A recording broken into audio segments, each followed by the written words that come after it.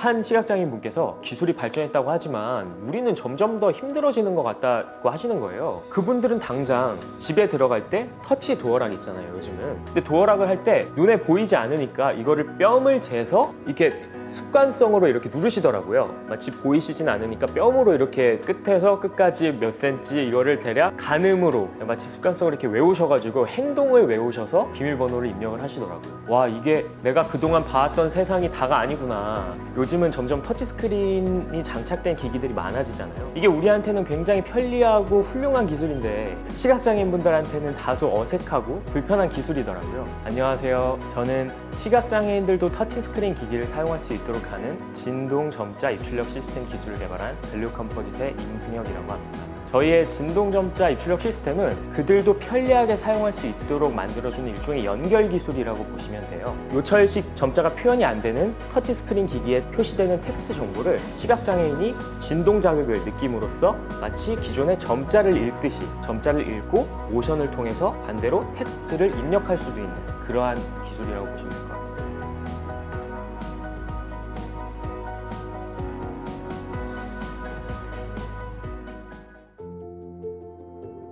원래는 창업을 하고 싶어서 대학원에 진학한 케이스고 시각장애인 분들하고 어떤 연관이 있거나 접점이 있지는 않았거든요. 저희 연구실 출퇴근하는 과정 중에 이 길목에 이제 장애인 복지관이 있거든요. 그래서 제가 왔다 갔다 하면서 장애인 분들을 우연치 않게 길거리에서 자주 마주쳤었어요. 근데 어느 날은 이제 한번 길을 걷고 있는데 시각장애인 분께서 길거리에 계신 행인분한테 본인의 은행 업무를 대신 해달라고 부탁을 하시는 것 같았어요. 저희가 봤을 땐 되게 민감한 정보잖아요, 은행 정보라는 게. 근데 그거를 부탁하시고 대신 입력해달라고 하시는 걸 보면서 아, 이게 내가 불편해도 여실없이 나의 개인정보를 노출해야 될 수밖에 없구나. 내가 그동안 대학원 때 배운 기술 개발의 역량을 여기에 써볼 수 있지 않을까 해서 이제 개인 프로젝트로서 주변 이제 대학원 선후배들과 같이 모여서 이 기술을 개발하게 되었습니다. 처음에 제가 아는 시각장애인 분도 없을 뿐더러 접점이 없다 보니까 처음 이 기술 개발 초기에는 무작정 서울 시내 주요 복지관이랑 맹아원에 제가 연락을 했어요. 그래서 제가 이러이러한 사람인데 혹시 한번 만나볼 수 있겠냐라고 생각을 해서 무작정 찾아갔거든요. 근데 그때 당시에 이제 점자 교육사 선생님들이랑 시각장애인 분들 여러분들을 이제 많이 만나뵀는데 제가 어쨌든 비시각장애인인데 시각장애인 관련 기술을 개발한다고 하니까 사실 시각장애인 분들께서 처음엔 되게 반감을 많이 가지고 계시더라고요. 너가 왜? 그리고 너가 뭔데? 제 추측으로는 그동안 사실 아무래도 여러 선례들이 있었던 것 같아요. 그분들은 사실 어떻게 보면 매번 정치적으로나 기술적으로 이용만 당한 적이 많다고 생각을 하셔서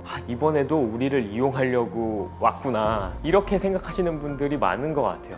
이렇게 접근하지 말고 좀 더 그분들하고 내가 진짜 공감하는 모습을 보여드려야겠다. 자주 막 연락도 드리고 찾아가서 저희 조금 개발이 됐을 때마다 맨날 가서 보여드리고 좀 진정성을 보여드리니까 그런 심리적 장벽들이 점점 무너지는 것 같더라고요. 어느 순간부터는 그분들이 먼저 지금 뭐 우리가 이러이러한 게 불편하다, 꼭 진동 점자뿐만 아니라 이러이러한 게 우리가 불편한데 이런 것도 해결해 줄 수 없겠어? 이렇게 먼저 물어보시는 분도 계세요, 요즘.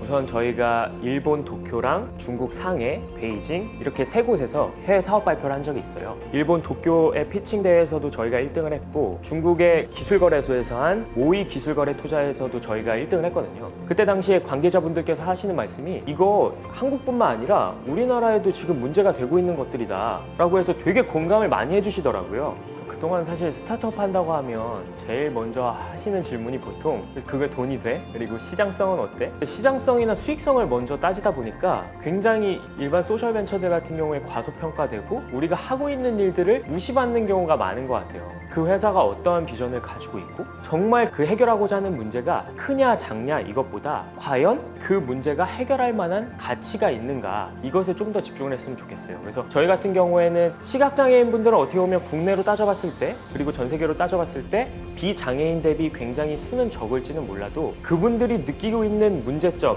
그분들이 느끼고 있는 사회적 문제는 확실하거든요. 그리고 실제 지금 일상생활 속에서 느끼고 있는 부분들이고요. 이게 남들은 안 알아줄 줄 몰라도 저희 팀원들은 내부적으로는 여실히 이 문제를 직접 저희가 느끼고 있고 그 문제를 가지고 계신 분들을 저희가 만나봐왔잖아요. 저희는 이후에도 어쨌든 다수를 위한 기술, 그동안 다수를 위한 기술들에 국한되었던 것들을 우리 모두를 위한 기술들로 기술의 확장성을 넓히자는 것이 저희 회사의 비전이기 때문에 저희가 해결하고자 하는 문제를 느끼고 계신 분들 분들을 지속적으로 저희가 만나서 저희가 정말 그분들한테 진짜 사회적으로 도움을 주고 있구나 라는 것을 많이 이제 저희도 체감을 하고 그것을 통해서 이제 동기부여를 하려고 생각하고 있어요.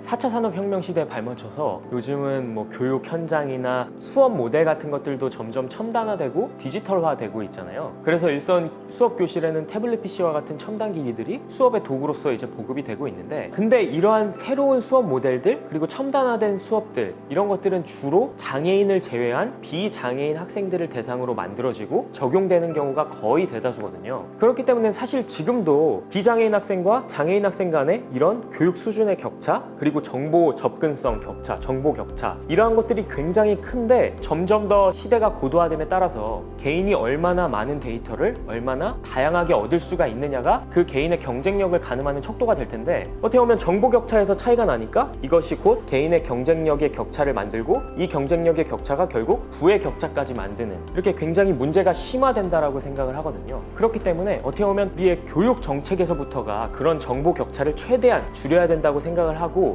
결국 장애 유무가 그 학생이 받는 교육의 수준이나 질에 영향을 받아서는 안 되고, 그래서 언젠가는 그냥 우리가 한 교실에서 너나 할 것 없이 장애 유무와 상관없이 모두가 한 교실에서 교육을 받는 세상, 그것이 정말 어떻게 보면 저희가 꿈꾸는 세상이지 않을까 이렇게 생각합니다.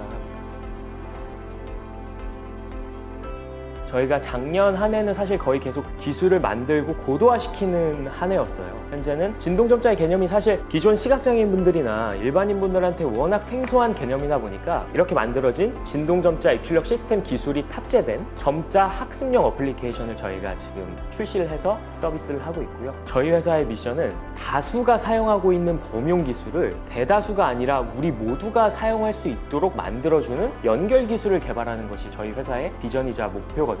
현재는 지금 시각장애인용 기술을 타겟으로 하고 있지만, 앞으로는 그동안 소외되어 왔던 특정 장애인이 됐건 특정 소수층을 위한 그러한 이 연결 기술을 만들고 싶어요. 그래서 범용 기기를 범용이 아니라 말 그대로 유니버셜 테크놀로지, 그러니까 우리 모두가 쓸 수 있는 기술로 만들고 그것을 사람들한테 보급하는 것이 저희의 목표입니다.